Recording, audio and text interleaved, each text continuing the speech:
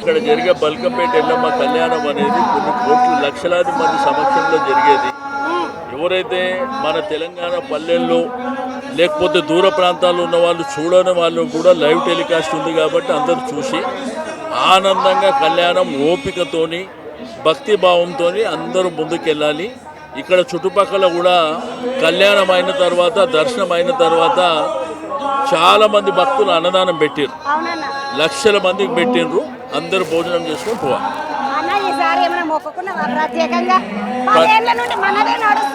నేనేమంటే ఒక్కటే అందరు సంతోషంగా ఉండాలి, ప్రజలందరూ సంతోషంగా ఉండాలి, భక్తులు సంతోషంగా ఉండాలి, వర్షాలు బాగా పడాలి, పాడి పంటలతోని సుఖ సంతోషాలతోని అందరూ ఉండాలని కోరుకుంటాం.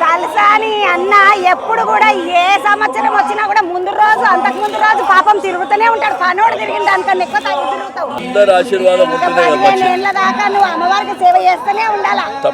పదవి నుండి తలసనన్ను చూసి బయటకు వస్తుంటే చెల్ల రాధిక ముత్యాల తలంబరాలు పట్టుకొని ముద్దుకు వస్తున్నది చక్కగా. అమ్మ ఏమైనా మొక్కుకున్నావా? నేను అమ్మవారికి రాష్ట్రం అంతా సురక్షితంగా ఉండాలి, పాడి పంట గొడ్డు గోదా అందరూ చల్లగా ఉండాలని ఏటా అమ్మవారికి వచ్చి నేను ముత్యాల తలంబ్రాలు సమర్పిస్తాను. అలాగే ప్రభుత్వం చూసినట్టయితే ఈసారి మాకు చాలా మంచి ఏర్పాట్లు చేశారు. ప్రత్యేకమైన హైయర్ ఆఫీసర్ని హైర్ చేశారు. మాకు అన్ని ఇక్కడ ఫెసిలిటీస్ కూడా చాలా బాగున్నాయి. అన్నపూర్ణ గారు ఈవో గారు కూడా మమ్మల్ని చాలా బాగా రిసీవ్ చేసుకున్నారు, కళ్యాణంలోకి తీసుకెళ్తున్నారు. ముత్యాల తలంబ్రాలు ఎందుకు మొక్కినావు మరి? నేను ఏటా నాకు ఆనవాయితీ అనమాట అమ్మవారికి ముత్యాల తలంబ్రాలు సమర్పించడం. సో నేను ప్రత్యేకంగా అమ్మవారికి వచ్చి బల్కంపేటలో ముత్యాల తలంబ్రాలు. చాలా మంది జోగినులు అందరూ ఓడిబియ్యం తీసుకొస్తారమ్మా, నువ్వు అంటే ముత్యాలే పట్టుకొచ్చినవి ఎందుకన్నా ఆలోచన? నేను ముత్యాల తలంబ్రాలు సమర్పించడమే నాకు ఆనవాయితీ. ఎందుకంటే అమ్మవారికి తలంబ్రాలు పోసి మేము ఏడాది మాకు నిత్య తోరణం పచ్చ కళ్యాణం అంటారు.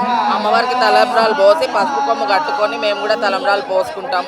సో ఇక్కడ అమ్మవారికి తలంబ్రాలు పోయడం నా ఆనవాయితీ. మొత్తానికి తలంబ్రాలను తీసుకొని వస్తున్నారు. వెనక కుదంపండి. మనం చూసినట్టయితే ఇప్పుడు అమ్మవారికి జీలకర్ర బెల్లం పెడుతున్నారు.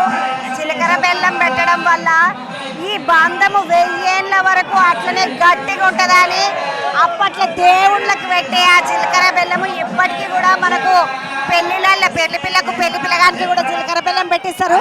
సాక్షాత్తు బంగారు తల్లి పార్వతి స్వరూపం ఎల్లమ్మ తల్లి ఆ అమ్మ పెళ్లిలా జీలకర్ర బెల్లం ఘట్టం నడుస్తున్నది.